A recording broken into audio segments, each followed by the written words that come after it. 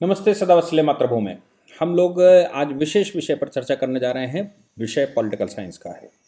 Political science से मतलब है भारत की इस समय की राजनीति और राजनीति में विश्व की सबसे बड़ी पार्टी जो आज भारत के प्रधानमंत्री यशस्वी प्रधानमंत्री माननीय नरेंद्र भाई मोदी के नेतृत्व में चुनाव के लिए तैयार है। भारत का वैभव बढ़ाने वाले भारतीय जनता पार्टी के नायक नरेंद्र मोदी जी क्या विचार रखते हैं। आखिर ये लिस्ट क्या सूचना दे रही है जिसने ये बता दिया है कि भारतवर्ष में जो सिटिंग एमपीज हैं उनमें लगभग 34 लोगों के नाम कट गए हैं। बड़े यशस्वी लोग हुआ करते थे, बड़ा नाम उनका हुआ करता था, बड़ा मीडिया में रहते थे, और जिन लोगों को लोग ये कह रहे थे कि इनका नाम तो कट ही जाएगा क्योंकि इन्होंने कोई काम नहीं किया, ये कभी हाईलाइट नहीं हुए, इनको किसी ने सुना नहीं, इनको किसी ने देखा नहीं, इनको किसी ने समझा नहीं, इसलिए साहब इनका नाम तो कट ही जाएगा। उनके सबके टिकट हुए। फिर वो नाम जो मीडिया चैनलों पर चर्चा में थे या मीडिया की सुर्खियों में थे, वो नाम कैसे कटे।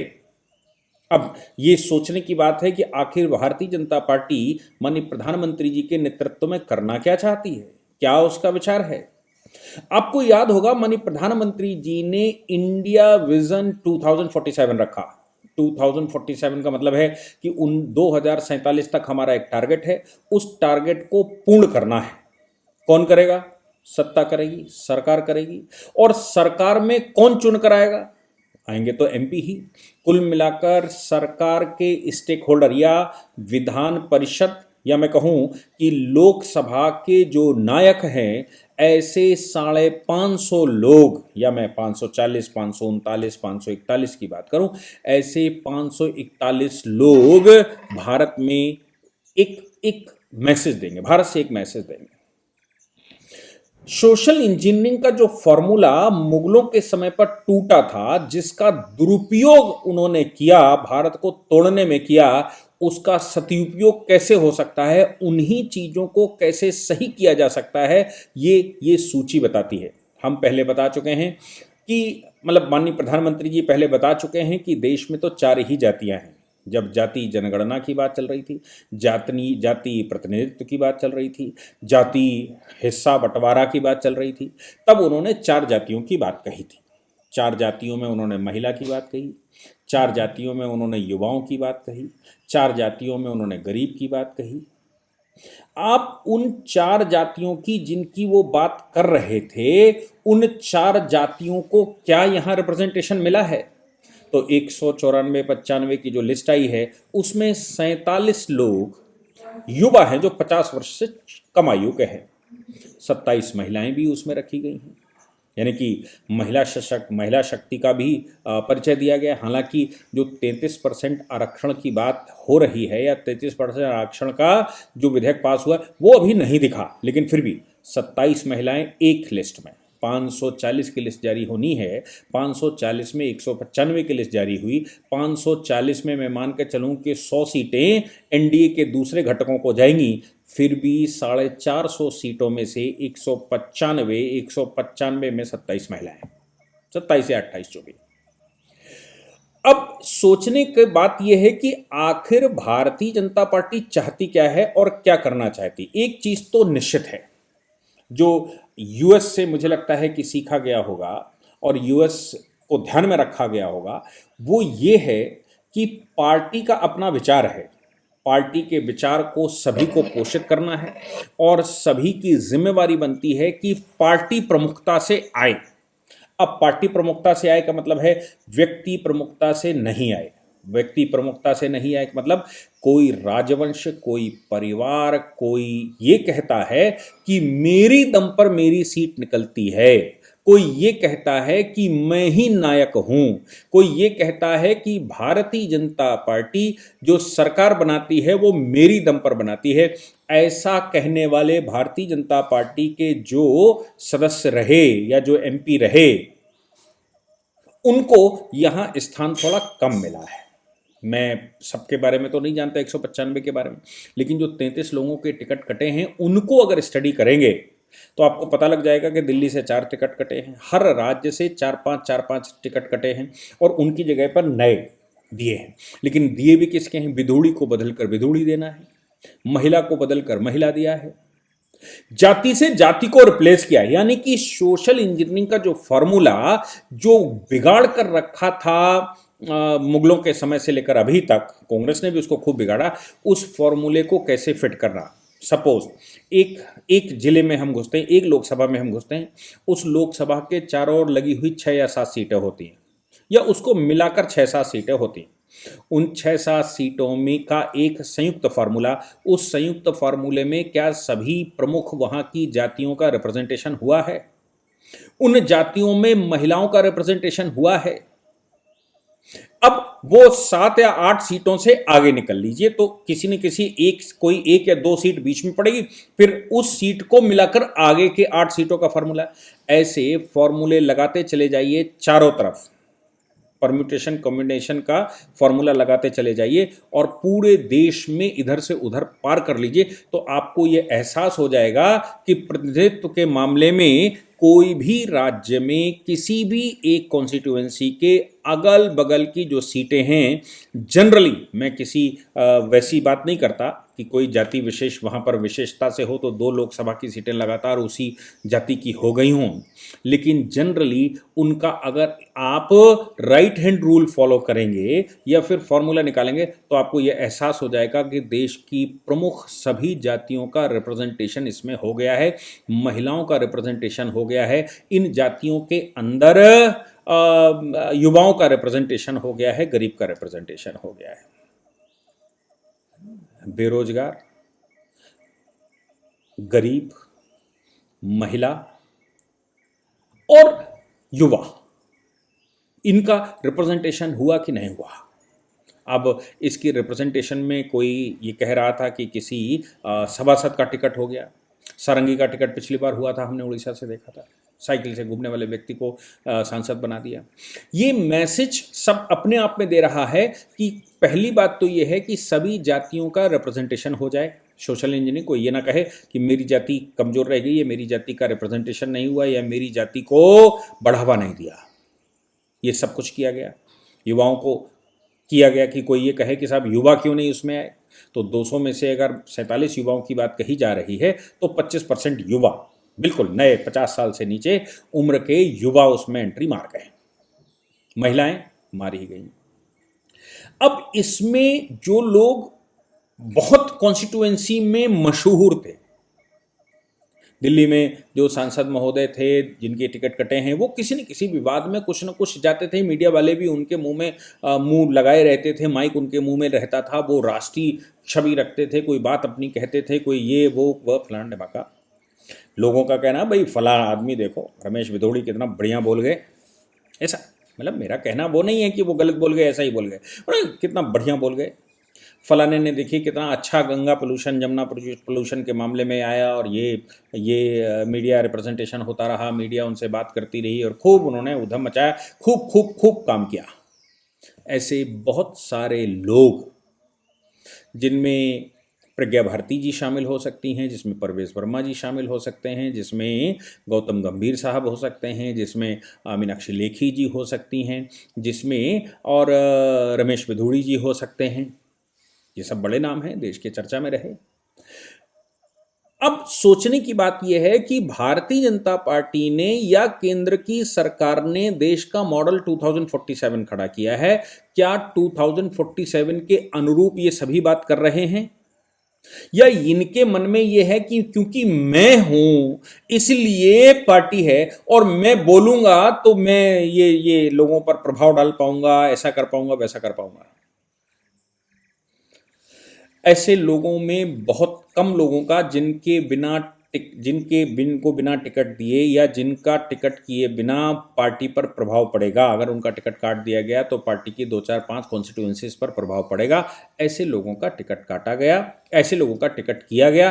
बाकी लोगों का, जिनको लगता है कि हम वंशवाद की वजह से, हम पारिवारिक व्यवस्था की वजह से, हम कई वर्षों की तपस्या की वजह से, जयंत सिन्हा जैसे लोग जो कि जशवंत सिन्हा के तरफ से आए, यशवंत सिन्हा, और वो ये कहें कि नहीं हम तो साहब 3 पीढ़ियों से ऐसा है। तो जो पीढ़ीवादी वंशवादी लोग हैं, जिनको ये लगता है कि मेरी वजह से पार्टी है, जिनको ये लगता है कि मेरी पीढ़ियाँ यहाँ की राजनीति में कायम हैं, मेरी पीढ़ी के बगैर, मेरे परिवार के बगैर चल नहीं सकता, हम ही सब कुछ हैं, उन सभी को साइड का रास्ता दिखाया गया है।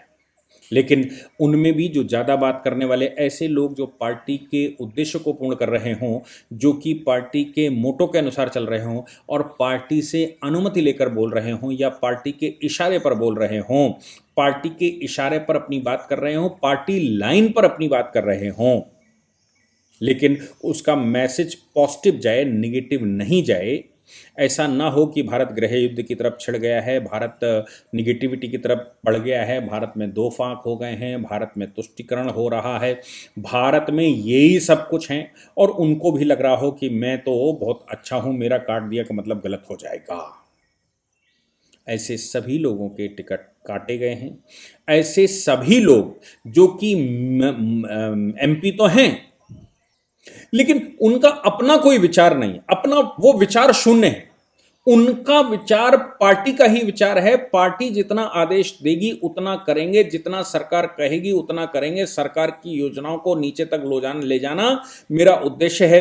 बाकी जनता जनार्दन के दबाव में आकर या किसी एक फैक्टर के कहने पर या किसी एक वर्ग के कहने पर हम आगे बढ़ें और बोलें जिससे कि मीडिया की सुर्खियां बने, तो ये सभी चीजें कहीं ना कहीं पार्टी को हर्ट करती हैं, पार्टी के उद्देश्य को पूर्ण नहीं करती हैं और परिवार को बढ़ाती हैं, व्यक्ति को बढ़ाती हैं। जहां कहीं भी व्यक्ति बढ़ रहा था बिना पार्टी के लाइनअप के, उन व्यक्तियों को रोका गया। और जहां पर पार्टी बढ़ रही थी, जहां पर विचार बढ़ रहा था, जहां पर सरकार बढ़ रही थी, जहां पर निगेटिविटी इस बात की नहीं है कि उन्होंने किसी का गलत किया।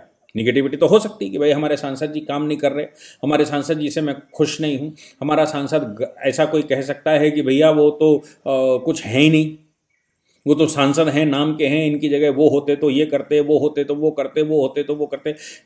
ऐसे जितने लोग कहने वाले हैं कि वो होते तो वो करते, वो होते तो वो करने वालों के सबके टिकट रुके हुए हैं। लेकिन जो नहीं कर रहे हैं, केवल पार्टी लाइनअप पर काम कर रहे हैं, केवल सरकार की लाइनअप पर काम कर रहे हैं, केवल जो सरकार कहती है उतना काम कर रहे हैं, जो पार्टी कहती है उतना काम कर रहे हैं, अपनी मौजूदगी को अलग से दर्ज नहीं करवा रहे हैं, अपने को प्रूफ नहीं कर रहे हैं कि मैं ही सब कुछ हूं, वो सभी के टिकट हुए हैं, रिपीट हुए हैं। बहुत सारे लोग ये कहते मिल जाएंगे आपको कि साहब ये टिकट, ये लाइन तो ऐसे कह रहे थे, वो तो वैसे कह रहे थे, वो तो कुछ करते ही नहीं हैं, वो तो उनका तो कटना ही था, उनका तो हो ही गया। अभी टिकट होने के बाद सब ये कह रहे हैं ठीक है कोई बात नहीं है, कुछ करते नहीं हैं लेकिन ये किसी का नुकसान नहीं करते, चलो ठीक है चल जाएगा। यानी कि टिकट देना सार्थक है, जीत कर आएंगे। तो सोचकर देखिए कि पार्टी ने कई एक फार्मूले लगा दिए हैं और कई एक फार्मूले में सोशल इंजीनियरिंग, क्षेत्रीय इंजीनियरिंग, राष्ट्रीय इंजीनियरिंग, राष्ट्रीय मोटो, पार्टी का उद्देश्य, सरकार का उद्देश्य, भारत के वैभव का उद्देश्य, भारत की राष्ट्र निर्माण की पॉलिसी का उद्देश्य और इंटरनेशनली जिनका मैसेज गलत नहीं जा रहा है उनको टिकट देकर ये सिद्ध कर दिया गया है कि अब केवल कैंडिडेट नाम के लिए लड़ेगा और पार्टी प्रमुखता से रहेगी। कैंडिडेट का काम सिर्फ इतना होगा कि जो पार्टी कहे वो करना है, जो सरकार की योजनाएं हैं उनको करना है, जो सरकार कहे वो करना है, जो पार्लियामेंट से आदेश आए वो करना है। और आपको अपने राष्ट्र के लिए अपनी एग्जिस्टेंस को छोड़कर परम वैभव राष्ट्र के लिए काम करना है, राष्ट्र प्रथम की पॉलिसी पर काम करना है, राष्ट्र प्रथम के उद्देश्यों पर काम करना है। ऐसे लोगों के टिकट हुए हैं। महत्वाकांक्षाएं बहुत लोगों की हो सकती हैं, अवसर बहुत लोग मांग सकते हैं। बहुत बड़ा वर्ग ऐसा होगा जो ये कहता होगा कि साहब हमको अवसर मिल जाए, हम बहुत सारे काम कर रहे हैं, हमको अवसर मिल जाए, हम सरकार में चले जाएं तो बहुत कुछ कर लें, हम सरकार में चले जाएं तो हम सरकार में मतलब हम अगर चुनकर चले जाएं तो हमारे पास पावर ज़्यादा आ जाएगी, हमारे पास ज़्यादा आ जाएगा, हमारे पास वो हो जाएगा, ये हो जाएगा। लेकिन पार्टी के ऐसे कार्यकर्ता जो अवसर ढूंढ रहे हैं, उनका अगर टिकट नहीं भी हुआ होगा तो भी उनके ऊपर कोई प्रभाव नहीं पड़ता, पार्टी के ऊपर भी कोई प्रभाव नहीं पड़ता। उनको मालूम है कि ये पार्टी के संयमित कार्यकर्ता हैं, इनको टिकट नहीं देंगे तो भी कोई प्रभाव नहीं पड़ेगा। दूसरी बात लोग कह सकते हैं फिर वो फला पार्टी से आए उनका क्या है, ये ढमाका पार्टी से आए उनका क्या, वो उनको वो यहाँ पर टिकट ले गए तो उनका क्या। उनके लिए भी दिमाग में रखना चाहिए कि सरकार बनेगी तो सब कुछ अच्छा है, विचार पोषित होगा, सरकार नहीं बनेगी तो विचार पोषित नहीं होगा। कुछ लोग ये भी कह सकते हैं कि पार्टी के कार्यकर्ता को टिकट ना देकर वो बसपा से आए, वो सपा से आए, वो बहुजन, वो फलानी पार्टी से, वो कांग्रेस से, यहाँ से आए, उनको दे दिया। दो तीन बातें उसमें ध्यान रखनी चाहिए। वो ये हैं कि पार्टी कभी भी, कोई भी पार्टी सोचती है तो वो ये सोचती है कि फला व्यक्ति अगर हमारे पास आता है तो क्या वो हमारे विचार का पोषण करेगा, जितनी देर रहेगा उतनी देर करेगा, विचार का पोषण करेगा, अपने साथ कुछ लोगों को लेकर आएगा, कुछ लोग हमारे विचार से पोषित होंगे, कुछ लोग हमारे विचार का पालन करेंगे, वो लोग भी हमारे विचार का पालन करेंगे जो हमारे पास आ रहे हैं, वो प्रखर रूप से अपनी जाति, अपनी व्यवस्था, अपने क्षेत्र में प्रभावी हैं, उस क्षेत्र में पार्टी का पोषण अगर वो कर सकते हैं, निष्ठा तो बात की बात है, पार्टी का पोषण तो होगा, कम से कम पार्टी का अगर पोषण कर सकते हैं तो हमारा विचार बढ़ेगा, हमारे फॉलोवर्स बढ़ेंगे और हमारा जो उद्देश्य है उस उद्देश्य को पूर्ण करने के लिए लोग आगे आएंगे। इसलिए ये जो है कि भाई वो फला लोग आ गए और लाभ लेकर चले जाएंगे, लाभ हानि तो ईश्वर के हाथ में है, लेकिन वो कम से कम पार्टी का विचार पोषित करेंगे, ऐसा विचार निश्चित रूप से करके ही टिकट का डिस्ट्रीब्यूशन किया गया होगा। बाकी तो लोग अपने विचार से विचार कर ही सकते हैं, बहुत सारी अटकलें, बहुत सारे कैलकुलेशन, बहुत सारे हिसाब, बहुत सारे अफवाहों के बाजार चल ही रहे हैं। जो मैं समझ पाया कि जो ये टिकटिंग हुई है, इस टिकट में जातीय समीकरण, क्षेत्रीय समीकरण, विचार का पोषण, राष्ट्र का पोषण, सरकार का पोषण और व्यक्तिवाद से पीछे हटकर पार्टी फ्रंट में रहे, व्यक्ति पीछे रहे। जहाँ व्यक्ति फ्रंट में रहेगा तो पार्टी कहे तो व्यक्ति फ्रंट में हो, पार्टी नहीं कहती तो व्यक्ति पीछे से है, या फिर उसकी जाति के बगैर अगर ऐसा नहीं भी कर पा रहा तो इस व्यक्ति के बगैर हम बहुत सीटों पर प्रभाव पड़ रहा है, इससे एक जाति विशेष पर प्रभाव पड़ रहा है। हम कोई भी, मतलब वो पार्टी का विचार ऐसा रहा होगा कि कोई भी विचार पीछे ना रहे, हमारे विचार का पोषण हो और कोई अपने आप को ये ना महसूस करे कि उसके साथ अन्याय हुआ है। इसलिए जो टिकट डिस्ट्रीब्यूशन दिखाई दे रहा है वो अपने आप में बता रहा है कि 4 जातियों का, जो प्रधानमंत्री जी ने बताई, बाकी जो सामाजिक जातियां हैं उनका, क्षेत्रीय जातियां हैं उनका, क्षेत्रीय रिप्रेजेंटेशन है उनका, या जिनके पास अपना कुछ है उनका, इन सब को दिया गया और जिनकी वजह से कुछ भी नुकसान होने की संभावनाएं नहीं है। उनका अपना एग्जिस्टेंस नहीं होगा, अपने कार्य के लिए आप उनको कह सकते हैं ये काम नहीं कर रहे थे, लेकिन पार्टी की अपनी प्रायोरिटी है, पार्टी का अपना उद्देश्य है, वो एक अलग दिशा में देश को ले जाना चाहते हैं, देश को उठाकर खड़ा करना चाहते हैं। और चूंकि देश को उठाकर खड़ा करना चाहते हैं तो उस विचार का पोषण हम सबको करना ही होगा, हमें बिना प्रश्न किए साथ चलना होगा, कमियों के लिए इंतज़ार करना पड़ेगा, कमियों को बताना पड़ेगा। ऐसे सभी कैंडिडेट जो पार्टी की मीटिंग में चुप रहते हैं लेकिन मीडिया में आकर बोलते रहे, ऐसे सभी लोग जो पार्टी को अपना विचार नहीं बताते लेकिन लोगों के माध्यम से विचार थोपने का प्रयास करते हैं, नेगोशिएट करने का प्रयास करते हैं, आंख दिखाने के लिए कहीं न कहीं मैसेज देने का प्रयास करते हैं, उन सभी की दुकानें लगभग बंद हो गई हैं। ये प्रतिष्ठित परिवार, प्रतिष्ठित सीटें, या फिर मैं कहूँ कि वंशानुगत सीटें, जिन पर ऐसा लग रहा है लोगों को कि मेरे बगैर नहीं, वो सब के पत्ते साफ हो गए, नहीं हुए तो होने वाले हैं। आगामी विधानसभाएं जब आएंगी तो मुझे लगता है पूर्ण रूप से उन सभी को एक बार विराम पार्टी देने की कोशिश भी करेगी। इससे कार्यकर्ता बहुत खुश है, नए लोगों को अवसर है, कार्यकर्ता खुश है। जो स्थापित परिवार हैं, स्थापित सीटें हैं, उनको धीरे से साइड करना, कार्यकर्ता खुश है। कार्यकर्ता को अब लगने लगा है कि हम ही पोषण करने के लिए मजबूर नहीं हैं, या हम पोषण करें पार्टी के विचार का और बाकी सब अपने मन की करें, क्योंकि वो सांसद हैं, क्योंकि वो जनप्रतिनिधि हैं। तो ये एक मैसेज पार्टी ने यहाँ पर दिया है। वो 3 मुख्यमंत्री तय करके भी दिया था और अभी फिर से इस टिकट डिस्ट्रीब्यूशन में मैसेज दिया है कि जो पार्टी को पोषित करेगा, जो सरकार को पोषित करेगा, जो राष्ट्र को पोषित करेगा, जो विचार के अनुसार चलेगा, जो विज़न 2047 का पालन करेगा, वो ही राजनीति में भारतीय जनता पार्टी की तरफ से बढ़ाया जाएगा। और बाकी के लिए संगठन में स्थान है, छोड़ना किसी को नहीं है, सबके साथ काम करना है, लेकिन जो प्रमुख भूमिका में होंगे वो लोग ही होंगे जो समझदार हैं। समझदार केवल वो नहीं होता जो बोलता है, समझदार वो भी होता है जो चुप रह के पार्टी का पोषण करता है। जय हिंद, जय भारत, वंदे मातरम।